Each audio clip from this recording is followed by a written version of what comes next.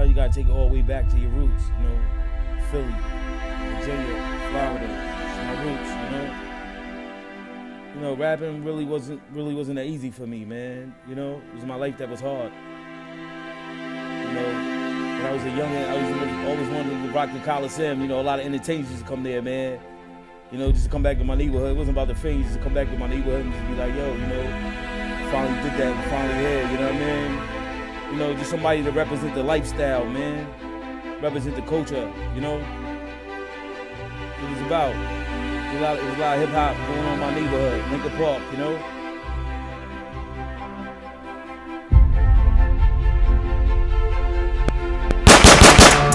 Virginia, what you know about it? Let's talk about it.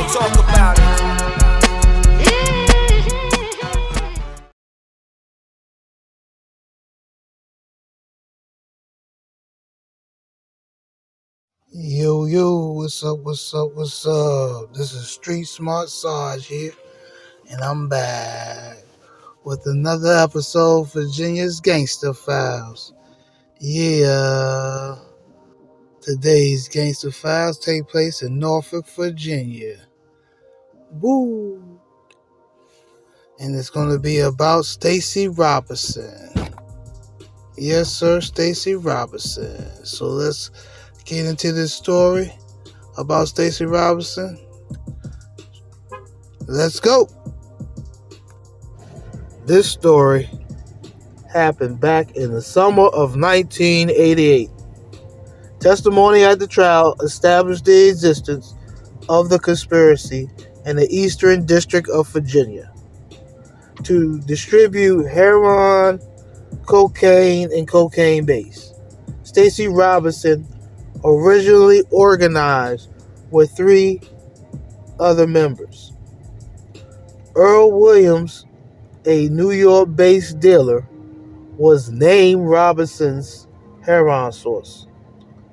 Throughout most of the conspiracy, over time, several defendants joined later. Mason was last to join in June 1991. After a police search on September 19th, 1991, of an apartment of which the group stored and converted cocaine, they were arrested, and in late September 91 were indicted in a 50-count indictment that charged conspiracy and various substantive counts of distribution of heroin, cocaine, and cocaine base. January 1992, Mason entered into an immunity agreement with the government. So Mason tried to pull a move with the government, made a motion to have his name removed from the individuals, and he was denied by the court for he had breached the government's agreement. Stacy Robinson got caught with 117,000 grams of marijuana, 39.9 kilograms of heroin, 60 kilograms of cocaine, and 800,000 in cash. Now, when you rolling like that, you rolling real heavy. And at that time, it was 2 years he only really had. And at that time, he, made so much money over that time. He changed a lot of lives. Just, being around them and being a part of what he was doing, a lot of people's lives got changed. So when he went down, there was a lot of people that, was hoping that, he beat the case, but, he ended up catching a life sentence. So a lot of people, were affected by, what was going on at that time because, making that much money and being from that area, there's a lot of people that you could look out for. And I know he did, you know what I'm saying? Because that's what ballers do when they balling. They look out for a lot of people, spend a lot of money. And, at that time, that was his time to shine. The defendants appealed to the court for error on sentencing and how the indictment was to be incorrect on the amount of heroin distributed. The first part of the appeal was proving a single conspiracy existed when there is one overall agreement or one general business venture, which evidence in trial established a single conspiracy of multiple conspiracies. So when they appealed for the sentencing, they felt that the sentencing was correct. They didn't give anybody back time at that time. So they appealed for the incorrect amount of distribution, heroin distribution. So with that being incorrect, two other defendants, three of the defendants were their amounts were changed. So, they sold straight up and everybody else, I guess, sold cut. So there was and they was putting it up as far as being cut like 5 to 10 times. So the highest that the court would allow was 5 times. So they raked up the amount. Like, say if it was an ounce, it was 5 ounces. And I sold you an ounce of pure, and now it's 5 ounces that you distributed on retail. So, they felt like, Mason, the one that tried to tell or tried to get off the case, he was trying to work with the government. Yes, they told him that his was correct. So they said he sold like a key. I believe it was a key a week that he was witness being sold a key, like fixing up a key a week. So he got a lot of time behind that, but he didn't end up with, that's the thing, he still didn't end up with life. You know what I'm saying? So I guess they used his information and then they didn't put it on sentencing or whatever, that he cooperated, but still they didn't, they wasn't going to take his name off. His name is in the information. You can see his name on the information, and it's online that he try to work a agreement with the government, and it didn't work out for him. He tried to he tried to throw them under the bus, and he ended up throwing himself under the bus. So yeah, everybody in the conspiracy still had their same time. They were still, going through it, fighting the court, fighting the cases, and George Pender was going to testify. But it says in exchange for the government's promise to go lenient on another case, and he had received threats. So when it came time for him to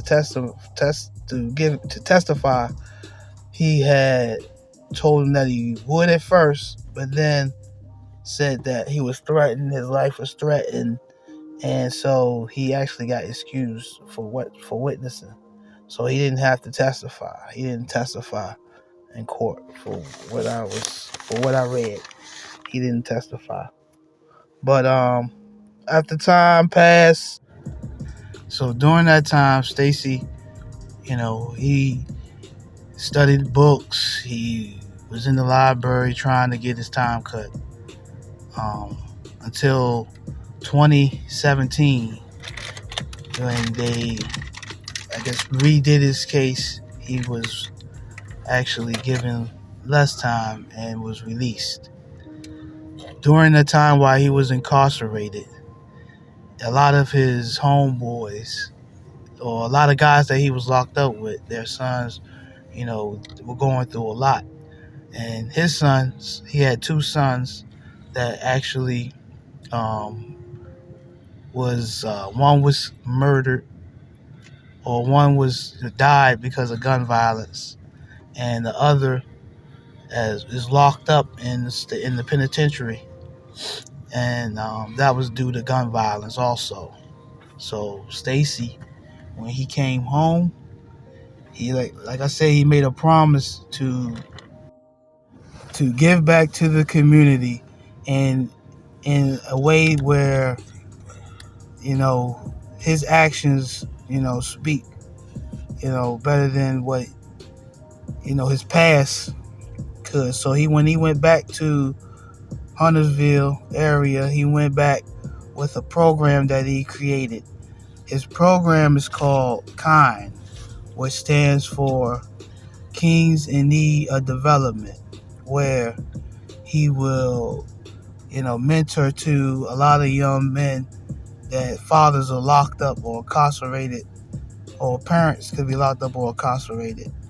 So what he does is he mentor these kids, and he talked to them, and explained to them that, I know it's hard in these streets, and I know it's hard during these times, but there's other ways of doing things, other ways of surviving, and he just trying to install that into the younger youth, because a lot of youth and guns is a problem in Norfolk. So he got his organization sponsored with a guy named Jeff Gould, and Jeff Gould was a leader at Christian Embassy in Chesapeake. So they have the program they have still goes on to today. Today is it's 2023, and he still has his kind organization. If you're interested, you can always look up kind and get your information off the internet. This organization, like I said, started by Stacy Robinson, and it was to stop gun violence. Well, mostly that concludes the story today on Stacy Robinson. Stacy, like I said, Stacy Robinson is trying to help the community out by being not just who he was, but being a new man for the day to inspire young individuals to do anything but what they know, what they see, and what they experience every day. He gives them the tools to stay on the straight path. It's all about choices, though. If you're young out there and you're trying to get off the street, hey man, the best thing to do is to get help, get counsel, and and go from there. But thank you again for tapping in. This is Street Smart Sarge on the #1 hip hop media channel, Greedy Tycoon Media. And yes, I will have another one real soon. So stay tuned. Thanks for coming, and I'm out. Later.